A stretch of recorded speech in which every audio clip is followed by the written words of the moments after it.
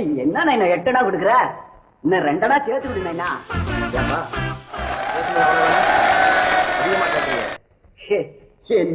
நான் உச்சி வயல்ல இவ்வளவு தூரம் தூக்கிட்டு வந்திருக்கேன், மனசு வந்து 8 அணா குடுக்குறிய. நல்லா இருக்கா? இல்ல சொல்றேன், உனக்கே நல்லா இருக்கா?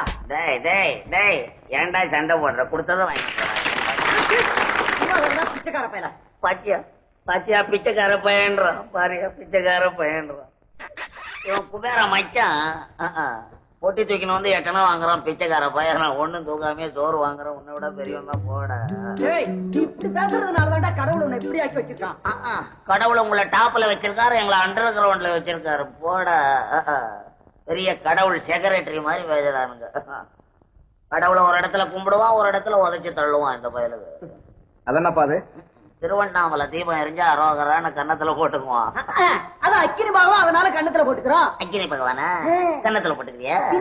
வீடு எரிஞ்சா மட்டும் ஐயோ அப்பான்னு வாயிலையும் வயிற்றுல ஏன்டா அடிச்சுக்கிற? அதுவும் அக்கினி பகவான் தான் அடி பல்ட்டி. அவன்லடா பக்தன். எங்கடா டூப் விடுறாடா சாமி?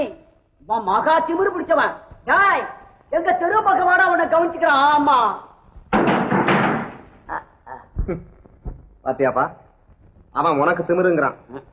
உனக்கு திமிரு என்ன? நீ ஏன் எடுத்த உடனே 8 அணா கொடுக்குற? 4 அணா கொடுத்துட்டு சத்தம் போடும்போது கூட 4 அணா கொடுத்தா ஒழுங்கா போயிருப்பான்ல.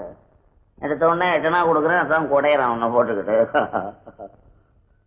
அது இருக்கட்டும், சோட்டை போட்டு போறேன். எப்பா வீட்டுல யாரும் இல்ல, வந்த உடனே போட சொல்றேன். சரி சரி, சோறு போடுறதும் போடுறேன். கொஞ்சம் கறி சோறா போடு தம்பி, சாப்பிட்டு ரொம்ப நாள் ஆச்சுப்பா. அடடே, நாங்க கறி சாப்பிடறது இல்லையாப்பா. ஏன் வீட்டுல பச்சியமா? இல்ல, நாங்க ஜீவகாருண்ய கட்சியில சேர்ந்திருக்கிறோம். அடிச்சாங்க திங்கிறதுக்கு கூட கட்சி வச்சுக்கிட்டீங்கடா. எவ்வா எவ்வா, ஜீவகாருண்ய கட்சின்னா என்ன தம்பி அர்த்தம்? அதாவது உயிர்களை கொலை செய்யக்கூடாது.